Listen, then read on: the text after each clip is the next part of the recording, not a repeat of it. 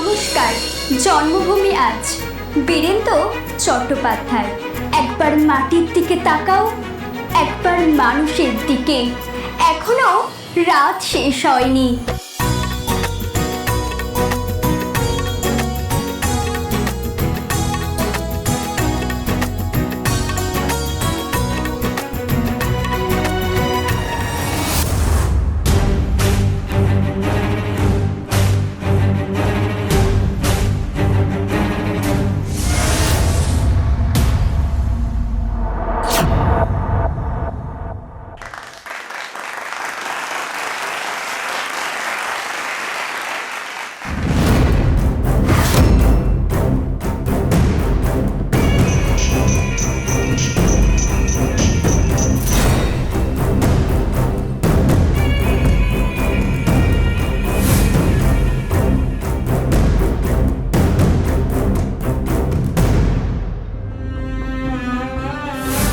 ওই আমার ননদের ভাসুরের ছেলের এঙ্গেজমেন্ট, মানে আংটি বদল। তো আমি ঠিক করেছি আমার বাড়ির দায়িত্ব আমি তোমাকে দিয়ে যাব। কাল আমি তোমার মেয়েকে খুঁজে এনে তোমার হাতে তুলে দেওয়ার চেষ্টা করব। তোমার মেয়েকে পেয়ে যাওয়ার পর তুমি আর তোমার মেয়ে এখান থেকে অনেক দূরে কোথাও চলে যাবে। না না, আমি পারবো না এখানে থাকতে। আমাকে এখান থেকে বেরিয়ে যেতেই হবে। ওই লোকটা আবার আমার কোনো ক্ষতি করার আগে আমাকে এখান থেকে চলে যেতেই হবে, যত তাড়াতাড়ি সম্ভব।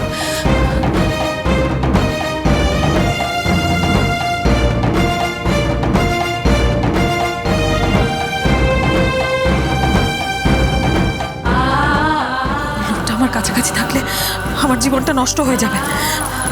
আমার মেয়েটাকে তো আমি খুঁজে পাবোই না, দিদিকেও সাহায্য করতে দেবে না। দেবেই বা কেন? নিজের নাম জড়িয়ে যাওয়ার ভয় থাকবে না? না না, আমাকে এখান থেকে বেরিয়ে পড়তে হবে। এখানে থাকলে আমি কোনোদিনও আর ফড়িংয়ের দেখা পাবো না। ও কিছুতেই আমাদের দুজনকে সুস্থভাবে বাঁচতে দেবে না। আর তাছাড়া আমি কোনোদিনই চাই না যে ফড়িং জানুক ওই খারাপ নোংরা লোকটা ওর বাবা। আমাকে চলে যেতেই হবে।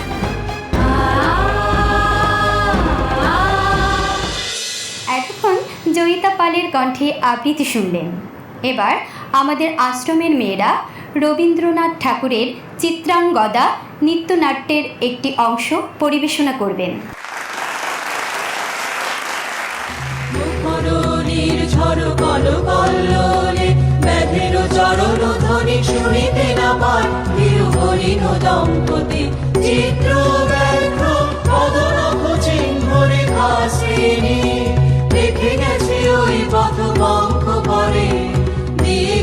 পদে পদে গুহার সন্ধান, গুরু গুরু গুরু গুরু মরমেঘ গরজে পর্বত শিখরে অরণ্যে তমসারা।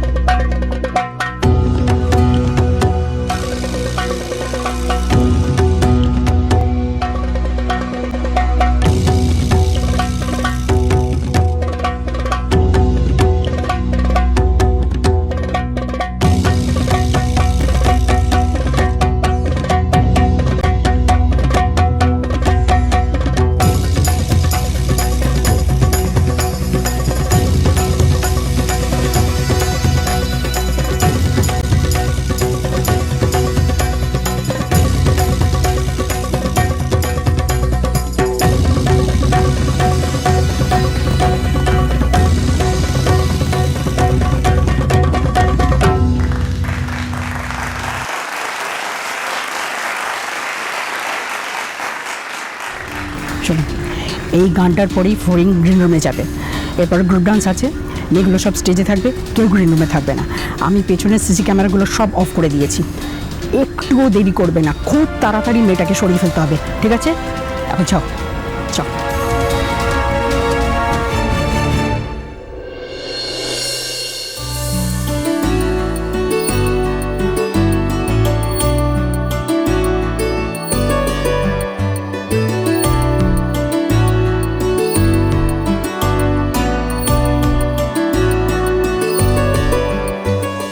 পৌশালী চল এবার, তোর হলো। আরে দেখ না, আমাদের পাঠিয়েছে কিন্তু তোকে নিচে নিয়ে যাওয়ার জন্য। সবাই নিচে ডাকাডাকি করছে, শুনতে পাচ্ছিস না? হ্যাঁ, সে তো ডাকবেই। বাবু তো অলরেডি রেডি হয়ে নিচে চলে গেছে। এবার তুমিও চলো, প্রোগ্রামটা শুরু করি। রিং সেরিমনির পরে নাচ গান হবে তো। আর নাচ গানটা হলে ফাইনালি একটু জমিয়ে খাওয়া দাওয়া হবে, সেটাও তো করতে হবে, তাই না? চল। তুই শুধু খেয়েই যা পেটুক কোথাও। আরে বাবা, তোরা 5 মিনিট দে আমায়, আমি আসছি, আমি রেডি হয়ে নি, তোরা নিচে যা। ঠিক আছে, আর লেট করিস না কিন্তু। আচ্ছা ঠিক আছে, তুমি আসো, আমি যাচ্ছি। পৌশালীর বাপটাকে ফোন করে এত কিছু বললাম, কোনো গুরুত্বই দিল না। কি হ্যাংলা রে বাবা! ব্যাংকে চাকরি করা জামাই পাওয়ার লোভে সব কিলে বসে আছে। যেভাবে হোক বাবুর গলায় মেয়েকে ঝুলাবেই উনি। বাবুর যদি আর একটা বউও থাকতো, তবুও বোধহয় পৌশালীর বাপ মেয়েকে বাবুর গলাতেই ঝোলাতো। জামাইয়ের টাকাটার দিকেই নজর, তা জামাই যত 2 নম্বরই কাজই করুক না কেন।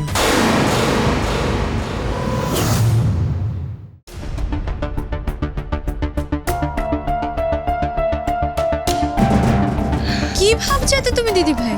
না না, কিছু না কিছু। ও মা, কি হয়েছে? কি সুন্দর লাগছে পৌশালী তোমাকে। এতক্ষণ পর আমি তো তোমার সামনে রেডি হচ্ছিলাম, এতক্ষণ পর বলে। আরে বাবা, আমি ওই ফোন নিয়ে একটু এই বলছি, শোনো না, বাবু কিন্তু তোমাকে দেখে চোখ ফেরাতে পারবেই না, বলে দিলাম আমি। তাই? আচ্ছা, বাবুর সাথে আজকে আমায় মানাবে না? মানে সবাই তো বলে যে আমাদের দুজনকে নাকি একসাথে খুব ভালো মানায়। তোমারও কি তাই মনে হয় দিদি ভাই? অফকোর্স। এ বাবা, আমার কেন মনে হবে না? তোমাদের দুজনকে একসাথে খুব মানায়। ওই যে গাইয়া মেয়েটা, ওর সাথে মানায় নাকি? একদম মানায় না। আরে বাবা, কোথায় বাবু আর কোথায় মেয়েটা? হ্যাঁ,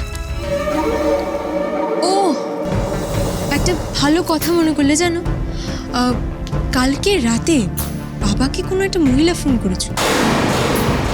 ফোন করে বলেছে নাকি মেয়ের বিয়ে দিচ্ছেন, দেখে শুনে দেবেন। এমন ছেলের সাথে বিয়ে দিচ্ছে না তো যার অলরেডি একটা রিলেশনশিপ আছে। কোথায় কি করছে ভালোভাবে খোঁজ খবর নেবেন। বাবা তো সেই ফোন পেয়ে একেবারে টেনশনে একদম অস্থির হয়ে পড়েছিল। তারপর আমি বাবাকে বললাম যে আমি তো আছি, আমার উপর ভরসা রাখো। ওই মেয়েটার সাথে বাবুর কিচ্ছু নেই। কি বলছো? কি কে ফোন করেছিল? কোন মহিলা? হ্যাঁ, জানি না দিদি ভাই, কিন্তু এটা জানি যেই ফোন করে থাকুক না কেন, সে চায় না আমার আর বাবুর বিয়েটা ভালোভাবে হোক। বলছি, কে ফোন করেছে বলো তো? কে হতে পারে? পাড়ার কেউ হতে পারে, আবার এই বাড়িরও কেউ হতে পারে। মোটমাট সে চায় না আমাদের বিয়েটা ভালোভাবে হোক। আর কেন চায় না সেটাও বুঝতে পারছি না। আমি হয়তো এখন জানি না কে ফোনটা করেছে, কিন্তু একদিন না একদিন ঠিক জানতে পারবো। সেই দিনটার জন্য অপেক্ষা করছি। যাই হোক দিদি ভাই, আমি তো পুরোপুরি রেডি, আমি নিচে যাচ্ছি, তুমি এসো। হ্যাঁ, আচ্ছা ঠিক আছে, যাও, আমি আসছি।